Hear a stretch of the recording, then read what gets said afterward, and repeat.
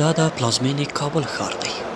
د دې ښار اوسیدونکي او پکې کاروباریان اوس د تیر په څیر په ویره او ډار شپې نه سبا کوي، ځکه وایي د اسلامي امارت په راتګ سره یې سر او مال خوندي شوی او پر وړاندې یې هیڅ راز امنیتي ګواښ او تهدید شتون نه لري. دوی وایي په ښار کې د غلاو، وژنو او انسان تښتونې پیښې تر ټولو ټیټې کچې ته رسېدلې. چې معلومیږي اوس د کابل امنیت ډېر ښه سوی ده، هېڅ مشکل نشته. موږ کولی شو شپې ورځ ووځو، بېغمه ووځو، حتی کولی شو په شپې 1 بجې 2 بجې 3 بجې چې وي هغه مشکل رفع کړو. ځینې وخت پخوا چې جمهوریت کې وو، جمهوریت کې موږ تقریبا 8 بجې پتنونه رسکتېږو، هغه وخت کې بیا چې ووتو پتنونه یو ترس موږ سره وو چې دا اوس موږ غله ونیسي یا اوس به انفجار سي، اوس به انتحار سي. فضل خدای اوس چې دا مشکل حل ده، ټول مشکل څه مشکل نشته. امنیت ډېر ښه سوی دی.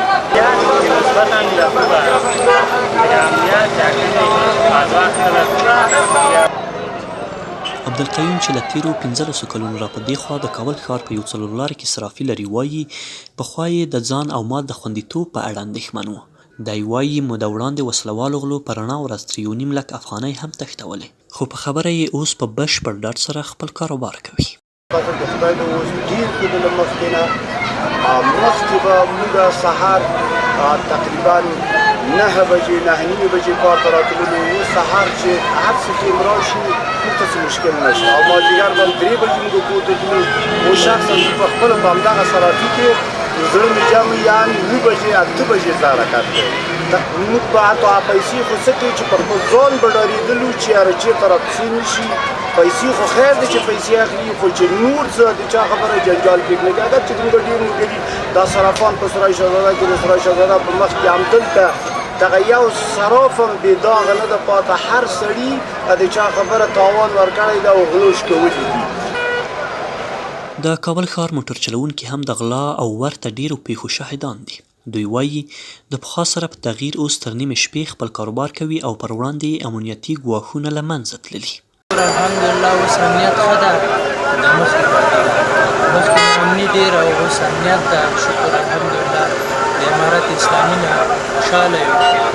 مخکې استخبار شکي راګیري دا ډېره وه، او خو د شپې تر 10-11 بجو پورې کار کوم او خو په ډاډه زړه باندې کار کوم. داسې ویره نشته، ترس نشته. مخکې نه کوو، ماښام نه بعد کور ته تلو، ډارېدو چې یا موبایل هم وانخلي یا ون نه وهي یا جیبونه رانه وانخلي. اوس الحمدلله هېڅ شی نشته. بل لوری د اسلامي امارت ځواکونه هم ښاریانو ته ډاډ ورکوي چې د ښار امنیتي حالات په بشپړه توګه د دوی په کنټرول کې دي او د ټولو هغو پدیدو او پیښو په مخنیوي کې بریالي شوي چې د ښار امنیت ګواښي.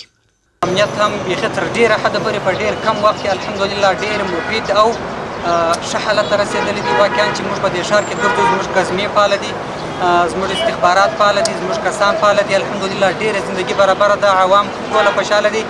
موټروان خپل موټرواني کوي، موږ پر دې کروندو په دې ګزمو کې ګرځو تر سهاره پورې. دوکانداران په خپل دوکانونه کوي، هر سړی په خپل کار باندې لګیا دي، په خپل کار باندې اخته دي. الحمدلله ولس خوشحاله دي. د ځینو خلکو څخه موږ پوښتنه کوو، بس د خوښۍ په ترتیب کې دي راڅخه خوشحاله دي. موږ ټوله د کابل ولس ته دا ډاډ ورکوو، شکر دی الحمدلله. د شپې پر 3 بجې باندې هم د دې دوکانونه خلاص دي او زموږ پیري ګزمې فعاله دي. د امنیه قومندانۍ د خوا څخه ډېره غټه ګزمه موږ لرو او د هرې اوزې د خوا څخه او داسې بخش بیا موږ جوړ کړی دی چې پر هره اوزه باندې ګرځي چې آیا اوزه خو به غفلت نه کوي.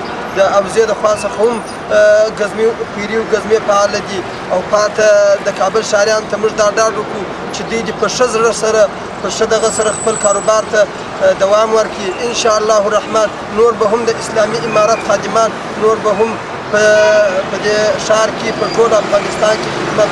که سمه شپه وه چې موږ یوه دغه ټولۍ خلک ونیوله چې 20 کسه وه، هغه داسې خلک وو چې د طالبانو په نامه باندې خلک د خلکو څه شان اخیستله.